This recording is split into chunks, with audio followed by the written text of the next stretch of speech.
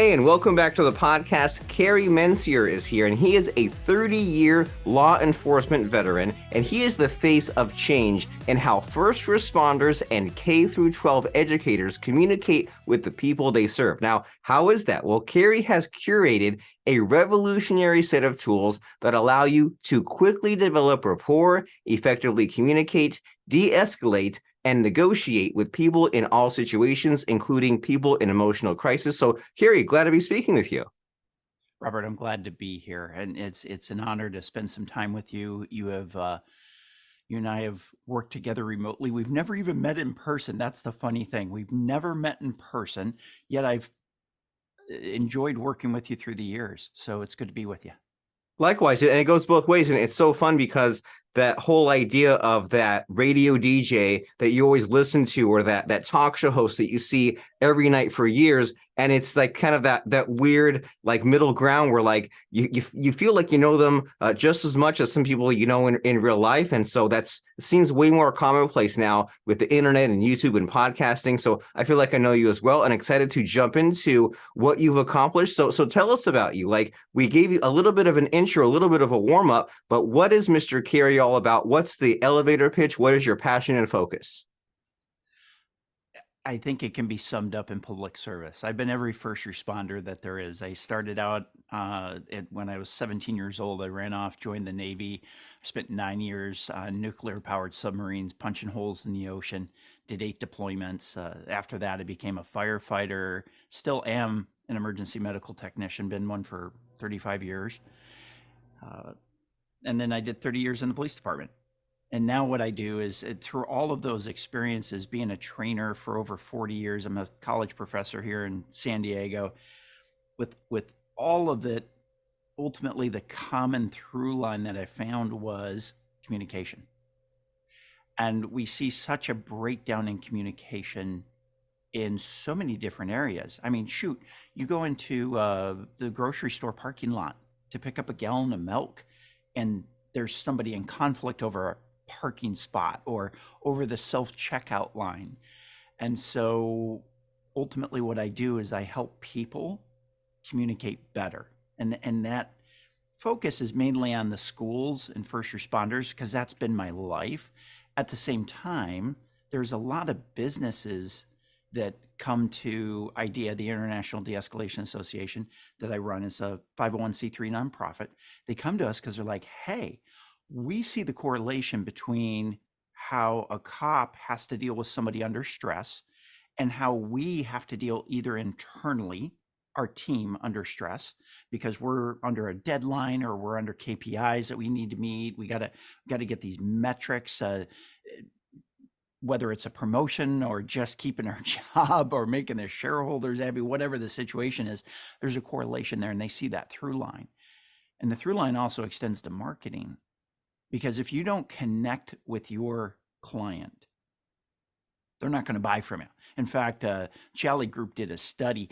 82% of people will not buy from someone that they don't feel a connection with.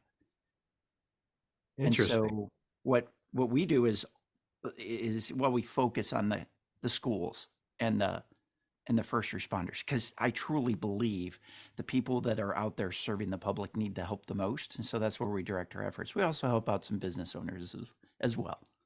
Okay, well, you've taken these kind of lifelong skills that you picked up in all these different steps and just kind of transfer them to the next project, to the next bigger and better thing. And so when you mentioned this idea about communicating, like, two things come to mind. The first is that there's like a limited number of ways for a conversation to go well, and like almost an infinite number of ways for it to go bad. It's like when you deal with a cop, if you're nervous and you're like, what if I say or do just the wrong thing? And then next thing I know, I might be going to jail just by messing up. And it seems like that it's so true, even when we're trying to get our point across, trying to communicate with someone. There's like, it's so easy to do the wrong thing and for the conversation to go south. And there's maybe not just one path to success, but just like a few of those paths to success. And then the other thing that comes to mind as far as communication is I've been thinking maybe the past like 2 or 3 years, whenever I'm awake, I consciously tell myself that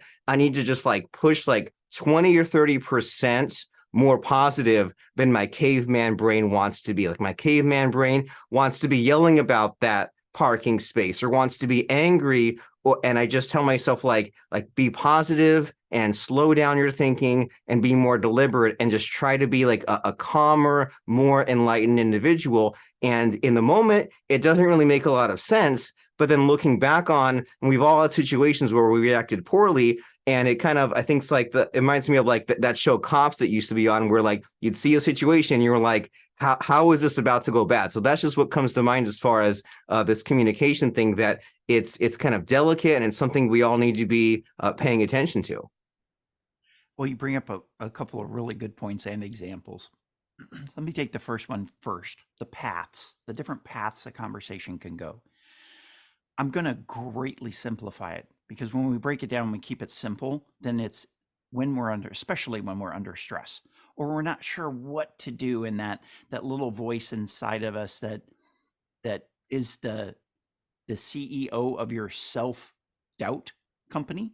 And you got one inside you. You got a self-doubt company that just, it's, boy, I tell you what, it's a mega conglomerate sometimes. That during those times, we got to keep it simple. So the first thing is on communication. If we simply do one thing, if we're marketing, if we're talking to the grocery store clerk when we're picking up that gallon of milk, if we're talking to our loved ones inside our home, if all we do is one thing, it can shift everything. And that one thing is, I wonder what their perspective is. I'm curious what their perspective is. That grocery store clerk, you can make somebody's day with a simple comment. You can ruin it too, but you can make it just by acknowledging what their perspective is. I stopped in the store last night. Literally, I picked up a half gallon of milk on the way home. And I was only the second person in line. They weren't that busy. And I asked the clerk, I said, how's your day been? And not in an elevator bus bench conversation, but a genuine, how's your day been? She brightened up. She's like, it's not been bad. And I said, so it's been good if it's not been bad. And she goes, yeah. Entire countenance changed from being just, I'm scanning stuff, I'm not even really paying much attention, to, wow, I actually engaged with somebody. That conversation cost me absolutely nothing out of pocket. Made me feel good when I walked away, and it made her feel good when she did the rest of her shift. If you're thinking about what you're going to say to a loved one, pause and for a moment. Your kid comes up to you and goes, Dad, I'm bored. And you're like, oh my God, go do your chores then. Go outside and play. Find something to do. Watch a video. All the typical things a parent might say. If you look at it from their perspective, why are they saying that they're bored? Well, the quick answer is they're speaking Czechoslovakian. You didn't know this because you don't recognize when somebody's speaking Czechoslovakian to you. But that's what it is. And so I happen to be a professional Czechoslovakian translator. So I'll translate that, Dad, I'm bored. What they're really saying is, Dad, my brain's not working and I need your help. I want you to think about that for just a moment. What's your reaction to that as opposed to, Dad, I'm bored? It's a completely different reaction. And that is the truth. That's what's going on. Because what happens is your brain can only be in one of two states. It can be in executive state or it can be in survival state. You talked about your caveman brain. Love that you use that analogy because that's exactly what it is. Our reptilian brain, our lizard brain. Technically, it's called our hindbrain. Whatever type of brain label you want to throw on it, that's what's working. That's what's causing you to rage, to be unhappy with that guy that cut you off or is speeding, cutting through traffic. And if you just go, I'm curious what they got going on in their life that they're having to haul ass through traffic, it completely shifts your brain, because you cannot be in executive state and be curious at the same time. Your brain doesn't allow it. You also cannot be in gratitude and in survival state at the same time. Your brain doesn't allow it. So when you look at the other person's perspective, when you look at your child's perspective and go, oh, because what your child is, they're in survival state. Boredom is survival state. It's a negative emotional state. If you're experiencing negative emotions, you're in survival state. If you're experiencing positive emotions, you're in executive state. And literally, a part of your brain, a major part of your brain, is called the PFC, the prefrontal cortex. If you put your hand on your forehead like you're feeling if you have a fever or not, that's your PFC. Your PFC is literally shut off electrically. This is proven through scientific research that we teach about. And so your child is saying, Dad, my PFC, it's offline. And I'm too young to figure out what to do. See, Robert, you have figured out what to do. You maybe didn't know the science behind it, but you figured it out. That if I take a step back from my caveman actions and I get a little bit of gratitude, I try and be a better person. Well, what you're doing is you're forcing your PFC to be back online. Your whole brain is now working and you are a better person. So kudos to you for figuring all that out. So I hope that kind of addresses that. And last thing I'll say about this is because this is about marketing, your podcast, and you highlight people about marketing. What we teach is how to reach inside your client's head, flip a switch. They don't even know that you did it, but you shift them out of survival state into executive state through your languaging, through your actions, through your choice of words, and you build trust with them. Because what's happening is if you're trying to sell to them, they will immediately go into survival state because it's a fear response. You're trying to take money from me. You're trying to cheat me. Will I get what I'm paying for? Will this actually be worth my time, effort, and money? So we teach how to bypass that. It's the neuroscience of selling. And that's a lot of fun to think about, and I can tell that you enjoy this. Like you're playing around with some of these ideas of so there's the survival state and there's the executive state, and you're saying that maybe an initial key to us navigating life and situations a lot better is to have this sort of curious empathy, and but that does mean that empathy doesn't mean projecting what we feel onto someone else. It's the opposite, right? It's like reaching in and just kind of thinking about, well, what are they going through? What is their situation?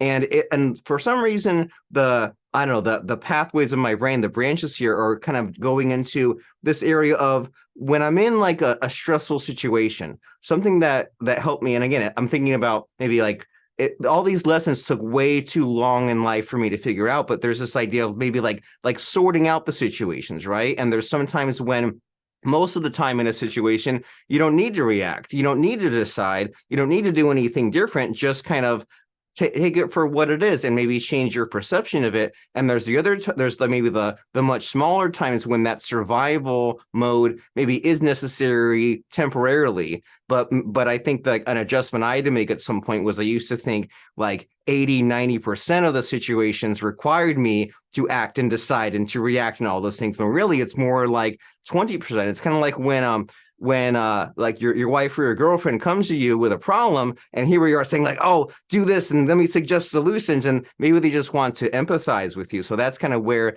my mind is going when listening to you about like these two states, that like sometimes you do want to solve the problem, but other times you just want to just maybe like understand and empathize and take it in. Yeah, absolutely. You're dead on in everything that you just said. And you know the thing that I teach in particular first responders, because we deal with people in trauma so much. School teachers deal with people in trauma so much. Kids come in from abused homes, from poor living situations, and they're in their classroom, and literally that's their escape, that's their safe zone. And so what we do is we really have the teacher set that safe area for the child. So whatever they're dealing with at home, they can't control. The teacher can't, but they can control what goes on in that classroom. And for us, if we're marketing or we're doing just dealing with ourselves, trying to get ourselves through the day, you're absolutely right in that how much of it really requires us to be in a fear situation, and how much time do we just react that way? We end up saying and doing things that we feel sorry about later, we have to apologize for. And that's the whole basis of what idea does, is it helps people not say and do those things that they have to feel bad about or apologize for later. And that's where we all want to be, right? Like, I mean, if you mess up, apologizing is good, but wouldn't it be more ideal if you just did not mess up and not have to apologize? No one said you had to be perfect, but if you find yourself, you keep messing up, you look back at a later date and you say, I don't like myself. I didn't like the way that I reacted. Maybe find these techniques, find these ways to dial that down. And so with all of these things that you've done, right? All these travels, all this training and educating with the first responders and with the teachers, et cetera, has anything in your journey surprised you? Is there anything that just kind of made you just rethink who you are and what you do? Mm. You know, I'll say that I'm always on a self-discovery mission slash process. I'm in that process on a regular basis. In fact, I'll share something from one of my most recent podcasts where I talked about evening and morning routines, and I shared about journaling. And so I journal at night and I journal in the morning, and in both of those uh, are they're for different purposes, and I break it down in the evening. I described a process of using what's called WLAGs, WLAG, wins, losses, ahas, and goals. What were my wins for the day? Celebrate it. Part of that is to get into executive state, because you can't be celebrating something good, can't be celebrating when and be in survival state at the same time. Once again, brain doesn't allow it. Your losses, acknowledging, okay, what did not go well as it could have today? Maybe it wasn't a monetary loss or a physical loss. Maybe it was something I said or did that I don't want to repeat. The ahas, what did I realize? And they might be tied to those wins and losses, but they're still separate. And then goals, what do we want to accomplish tomorrow? What do we want to accomplish this week? What do we want to accomplish in this well, I do 3-week sprints. I don't do quarters. You know that you've probably heard of that 90-day year. Yes. I do 21-day sprints. And I just think about that for a second, because if I'm doing 90-day years, which I subscribe to that for a while, and I kind of practice that, and I'm like, okay, that works. That gives me four course correction opportunities in a year. 21-day sprints, number one, to your brain feels a whole lot more manageable, a lot more doable, and it gives me 17 different course corrections through the year, not just 4. So that journaling helps me through that self-discovery. And in the mornings, I'm journaling about, what does my day look like ahead? What do I get to do? Get to do, not have to do. Because I choose to live my life by design, not by default. And that's the answer ultimately to your question, is what has been surprising to me is there's so much in my life that I thought I had to do. I've got all these responsibilities. I've got this nonprofit to run. I've got these people to serve. I got to be there for this. I have to do that. That's a sucky way to live life. But when I get to be there for my family, when I get to babysit my grandkids, when I get to run this nonprofit, I get to help people, I get to spend time with Robert, life becomes so much better at that point. And that's probably my biggest surprise, is that just that simple shift of living life by design rather than by default. That's wonderful, and it ties back to gratitude, right? That if you're a fireman and you're running into burning buildings, or you're running after a gangbanger with a gun who's shooting back at you, you're choosing to do that. And if you don't like where your life is or what you've done, then sure, in the moment you might not be able to do anything about it, but strategically, with the milestones, with what you do, you can right the ship. And there is some amount of lag time, but I love what your message here is, that we're in control of so many things, and way more things than we give ourselves credit for, but we do need to be more organized and figure out what works for us, like what you have with the morning and the evening journaling. And you tried the 90-day year and you gave it a shot, and you said, well, let me just kind of reconfigure this and say 21 days works better. And the WLAGs, the win, losses, ahas, and goals, and just to have some of these tools in place, because if we don't have tools in place, then it's chaos, and the caveman brain returns, and all that behavior. And you look at the difference between present day versus 10,000 years ago. Well, we have more rules now. And sometimes you think like rules are constricting, but if rules are there in place to help you and to kind of not repeat the mistakes and to achieve your hopes and goals and dreams, and that's what you want. And so you've mentioned some of these things that you have going on, right? You've mentioned the association, the nonprofit, and the podcast. So if someone here is just really intrigued by some of your ideas and what you have going on, and they want to know more, they say, I want to pursue this path because even just a few of the discussion points kind of were beneficial to me, and I want more of what is good for me, then what's the next step with you? Like, what is your nonprofit all about and the podcast and anything else we should know? Well, I'll tell you what, I'm going to give your listeners a free gift. And sometimes when people hear that, they're like, yeah, right, it's a freaking lead magnet. Just call it a checklist, or you just call it a lead magnet, for crying out loud. We're all in the marketing world. Now, this is honestly a free gift. And if they follow through on signing up for this free gift, it's, I guarantee you, 100%. And there's not many guarantees in life. So this is right up there with death and taxes, except it's a whole lot better. And this free gift will make your life better. All you have to do is go to our website, theidea.world. Theidea.world. It's not .com.org. I know you're used to those kind of extensions. It's .world, like global, because we're International De-Escalation Association. Theidea, IDEA.world, /calm. Super simple to remember, /calm. Boy, I just screwed that up. It's /intro. It's for the calm. It's an introductory course, introduction to how to calm an angry person in seconds. So it's /intro. Your coupon code, this is the gift. The coupon code is CALM100, as in 100% off. It's a $300 course. We're going to give it to your listeners for free. So go to theidea.world /intro, coupon code CALM100. CALM100. If you do that, you're going to get access to this course. It's meant to be done over 5 days. You have a couple of really short videos, and then you have a mission each day for 5 days. You can do it all at once. You can just power through. But if you follow the process, each day you're going to be learning about what you just heard in the videos, and you're going to be putting it into action. This is a very action-oriented, implementation-oriented course. And it's free for your folks. It's going to help them a lot. It's going to help them in marketing. It's going to help them in their day-to-day lives.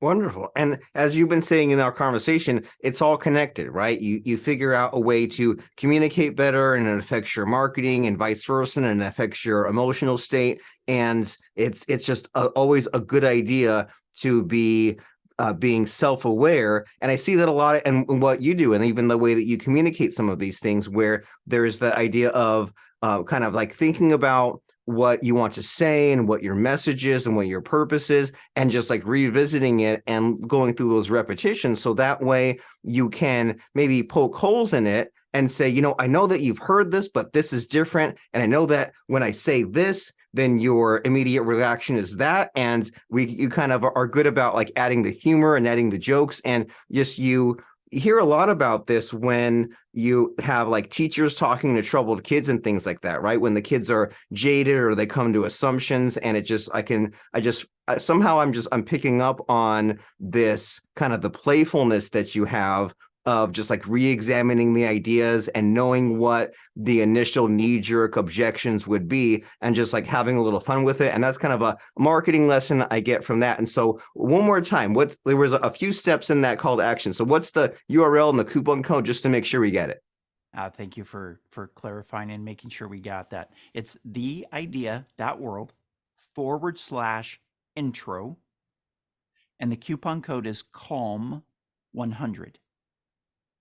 Wonderful. And we're both a couple of marketers and podcasters, and we know the power of repetition, especially when it's your call to action and you tell people to go there right now. And as we're wrapping up our conversation here, Kerry, I want to make sure that we just get a really good send off, a really good kind of life lesson. I like to put my guests on the spot and ask about a favorite quote or lesson that has helped them out so much. And you've already given us so much, but as far as just for show ending purposes, a quote or lesson, what comes to mind? I'm going to paraphrase one of my favorite quotes, and that is, if we don't bring the unconscious to their conscious. Our life will go off the rails, and we'll call it fate. If we don't bring the unconscious to conscious, our life will go off the rails, and we'll call it fate. Live your life by design, not by default. That is deep, and it ties back into your duality and almost like the yin yang of it, right? That you take a little bit of the subconscious and wake it up, and take some of that conscious, put it back. That's beautiful. That's wonderful to think about. And everyone should go right now to that URL and apply that coupon code and claim that $300 course. That way you can tap into some of these de-escalation sort of ideas. That way you're communicating in your marketing and your business, and your life will all improve. Kerry, it's been wonderful speaking with you. Hey, thanks for having me on the show. I really appreciate it.